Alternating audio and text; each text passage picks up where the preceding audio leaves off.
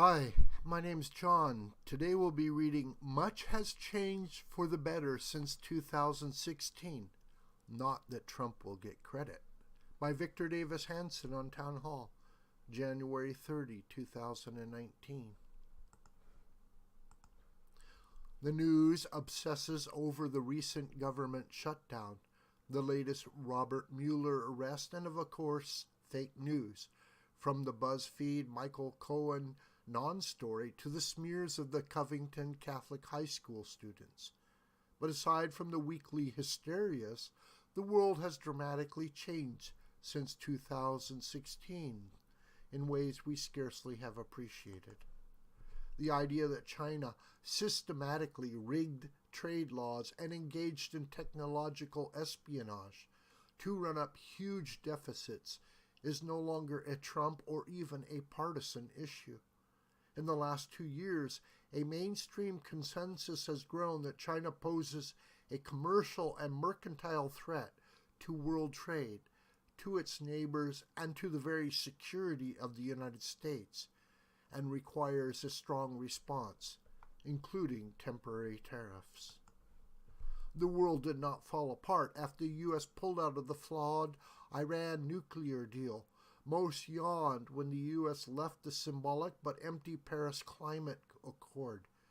Ditto when the U.S. moved its embassy in Israel from Tel Aviv to Jerusalem. In retrospect, most Americans accept that such once controversial decisions were not ever all that controversial. There is also a growing, though little reported, consensus about what created the current economic renaissance: tax cuts, massive deregulation, recalibration of trade policy, tax incentives to bring back offshore capital, and dramatic rises in oil and natural gas production. Although partisan bickering continues over the extent of the upswing, most appreciate that millions of Americans are now back working again, especially minority youth, in a manner not seen in over a decade. The Supreme Court and federal judges will be far more conservative for a generation, as Trump judicial nominations are uniformly conservative, mostly young and well qualified. For all the acrimony about illegal immigration, the government shutdown over the wall, and the question of amnesties, most Americans also finally favor some sort of grand bargain compromise. The public seems to be agreeing that conservatives should get more border fencing or walls in strategic areas, an end to new illegal immigration, and deportation for those undocumented immigrants with criminal records. Liberals, in turn, will likely obtain green cards for those longtime immigrants here illegally who have a work history and have not committed violent crimes. Both sides will be forced to agree that illegal immigration, sanctuary cities, and open borders should end, and legal immigration should be reformed. Americans have paradoxically grown tired both of costly overseas interventions and perceptions of American weakness that led to the Libyan fiasco, the Syrian genocide, the rise of the ISIS caliphate, and Iranian-inspired terrorism. Today, U.S. foreign policy actually reflects those paradoxes. The public supports a withdrawal from the quagmires in Afghanistan and Syria, but it also approved of bombing ISIS into retreat and muscular efforts to denuclearize North Korea. 2 years ago, most Americans accepted that the European Union and NATO were sacrosanct status quo institutions beyond criticism. Today, there is a growing agreement that our NATO allies will only pay their fair share of mutual defense if they are forced to live up to their promises.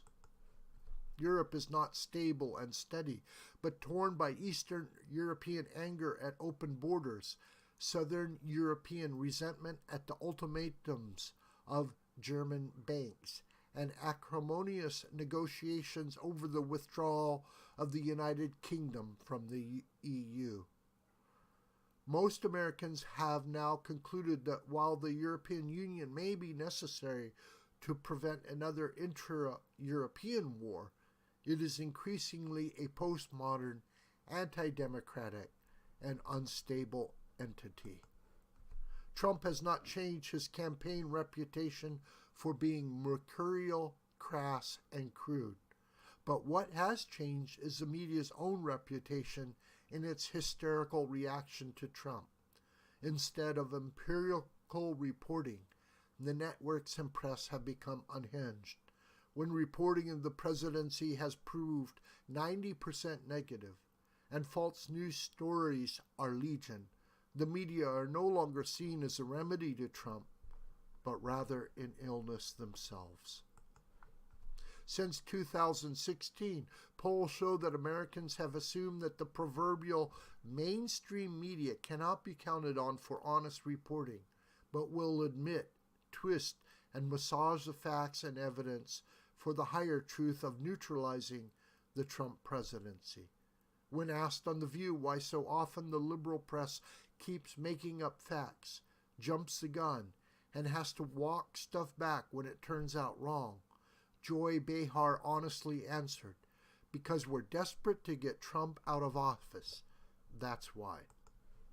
Trump's popularity is about where it was when he was elected, ranging on average from the low to mid-40s. But many of his policies have led to more prosperity and address festering problems abroad. And despite the negative news, they are widely supported, even or especially if Trump himself is not given proper credit for enacting most of them.